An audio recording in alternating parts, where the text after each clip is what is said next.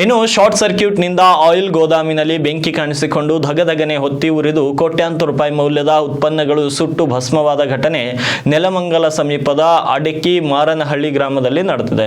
ಕೃಷ್ಣಪ್ಪ ಎಂಬುವರಿಗೆ ಸೇರಿದ 33,000 ಚದರ ಅಡಿ ವಿಸ್ತೀರ್ಣವುಳ್ಳಂತಹ ಬೃಹತ್ ಗೋದಾಮು ಬೆಂಕಿಗೆ ಆಹುತಿಯಾಗಿದೆ. ನೆಲಮಂಗಲ ಅಗ್ನಿಶಾಮಕ ಸಿಬ್ಬಂದಿ ಬೆಂಕಿ ನಂದಿಸುವ ಕಾರ್ಯದಲ್ಲಿ ತೊಡಗಿದ್ದಾರೆ. ಈ ಸಂಬಂಧ ಮಾಹಿತಿ ಸಿಗುತ್ತಿದ್ದಂತೆ ಸ್ಥಳಕ್ಕೆ ಮಾದಕನಹಳ್ಳಿ ಠಾಣಾ ಪೊಲೀಸರು ಭೇಟಿ ನೀಡಿ ಪರಿಶೀಲನೆಯನ್ನು ನಡೆಸುತ್ತಿದ್ದಾರೆ. ಶೆಲ್ ಕಂಪನಿಗೆ ಸೇರಿದ ಆಯಿಲ್ ಉತ್ಪನ್ನಗಳನ್ನು ಗೋದಾಮಿನಲ್ಲಿ ಇರಿಸಲಾಗಿತ್ತು. ನೆಲಮಂಗಲ, ಪಿನ್ಯ, ಹೆಬ್ಬಾಳ್, ರಾಜಾಜಿನಗರ, ಧಣಿಸಂದ್ರ, ಶುಂಕದಕಟ್ಟಿ ಮತ್ತು ಯಶವಂತಪುರ ಅಗ್ನಿಶಾಮಕ ಠಾಣಾ ಸಿಬ್ಬಂದಿ ಬೆಂಕಿ ನಂದಿಸುವ ಕಾರ್ಯಾಚರಣೆಯನ್ನು ನಡೆಸಿದ್ದಾರೆ. ಸುಮಾರು 60ರಿಂದ 70 ಅಗ್ನಿಶಾಮಕ ಸಿಬ್ಬಂದಿ ಕಾರ್ಯಾಚರಣೆಯಲ್ಲಿ ಭಾಗಿಯಾಗಿದ್ದು ಬೆಂಕಿ ನಂದಿಸಲು ಹರಸಾಹಸ ಪಡುತ್ತಿದ್ದಾರೆ. ನಸುಕಿನ 3 ಗಂಟೆ ಸಮಯದಲ್ಲಿ ಬೆಂಕಿ ಅವಘಡ ಸುದ್ದಿ ತಿಳಿದಂತ ಅವರು ತಕ್ಷಣದಲ್ಲಿ ಬೆಂಕಿ ನಂದಿಸುವ ಕಾರ್ಯವನ್ನು ನಡೆಸುತ್ತಿದ್ದಾರೆ. ಆಯಿಲ್ ಸಂಬಂಧಿತ ಗೋದಾಮು ಆಗಿರುವ ಕಾರಣಕ್ಕೆ ಬೆಂಕಿ ನಿಯಂತ್ರಿಸಲು ಸಾಧ್ಯವಾಗುತ್ತಿಲ್ಲ ಅಂತ ಅಗ್ನಿಶಾಮಕ ಸಿಬ್ಬಂದಿ ಮತ್ತು ಅಧಿಕಾರಿಗಳು ತಿಳಿಸಿದ್ದಾರೆ. ಮಧ್ಯರಾತ್ರಿ ಸಮಯದಲ್ಲಿ ಗೋದಾಮಿನಲ್ಲಿ ಶಾರ್ಟ್ ಸರ್ಕ್ಯೂಟ್ನಿಂದ ಬೆಂಕಿ ಅವಘಡ ಸಂಭವಿಸಿದ. ಸ್ಥಳದಲ್ಲಿ ಯಾರೂ ಇಲ್ಲದ ಕಾರಣಕ್ಕೆ ಬೆಂಕಿ ಇಡೀ ಗೋದಾಮಿಗೆ ವ್ಯಾಪಿಸಿದೆ ಅಂತ ಸ್ಥಳೀಯರು ತಿಳಿಸಿದ್ದಾರೆ. ಬೆಂಕಿ ಅವಘಡದಲ್ಲಿ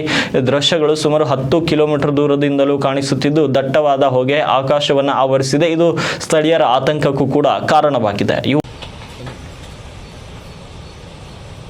ನೀನು ಏನು ಇಷ್ಟೊತ್ತಿಗೆ ಬಂದಿದ್ಯಾ? ನೀನು ಬೆಳಗ್ಗೆ ಬಂದಿರ್ತೀಯ ಅಂದ್ಕೊಂಡೆ.